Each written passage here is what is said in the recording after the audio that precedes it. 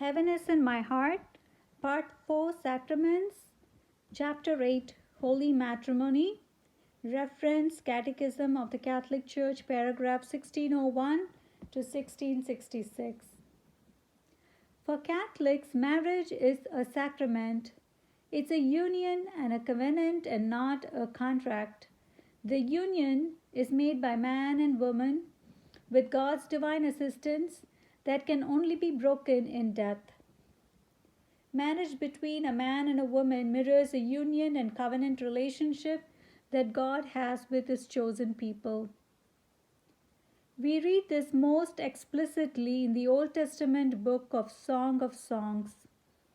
In Catholic marriages, the man is asked to mirror the attributes of God Himself in relation to how he loves, protects, provides for, and cares for his wife and family. In response to the love of the man, the woman is asked to graciously accept the love, protection, and care provided to her by her husband. This does not mean that the role of the woman is inferior or that the role of the man is superior, but rather that the roles are distinct and different. Also, this does not mean that a woman cannot have a career and provide financially for her family's needs. It means that she does so in partnership with the primary provider, and together they care for and nurture their family. This give and take relationship, established in God's own design and example, when lived out in the true Christian spirit, makes a beautiful, peaceful, and blissful marriage. When a husband and wife are asked to protect, provide for, and care for one another, this does not mean one member of the marriage should dominate the other. It means each member should love the other as himself or herself. It requires sacrificial love on part of the man to put the interests of his wife and family over his own desires and needs, and vice versa.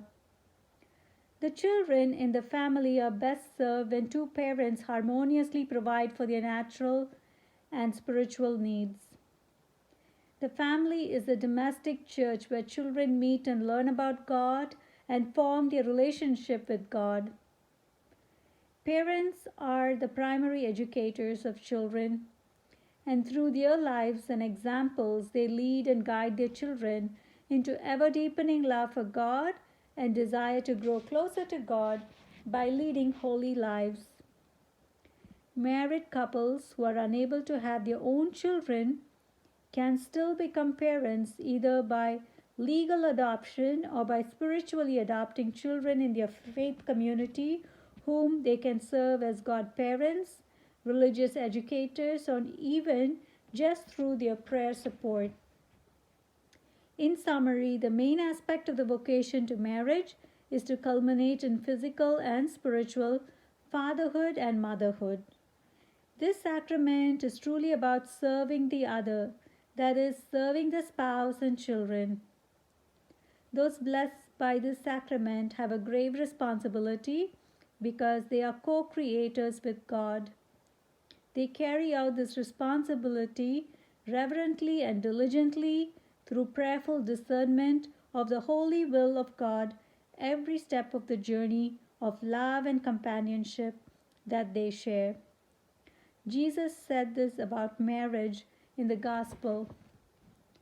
For this reason a man shall leave his father and mother and be joined to his wife, and the two shall become one flesh.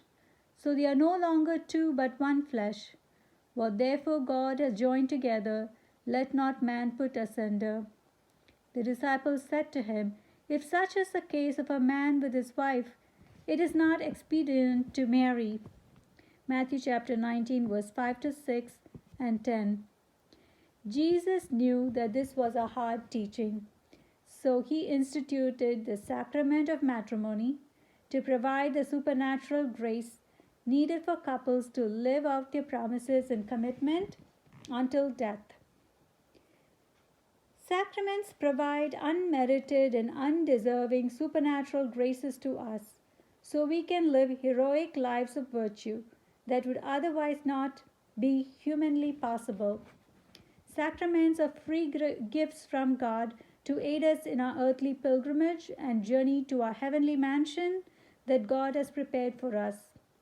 We live in faith and hope for the joy of eternity as we receive a foretaste of heaven here on earth through the sacraments of the Catholic Church.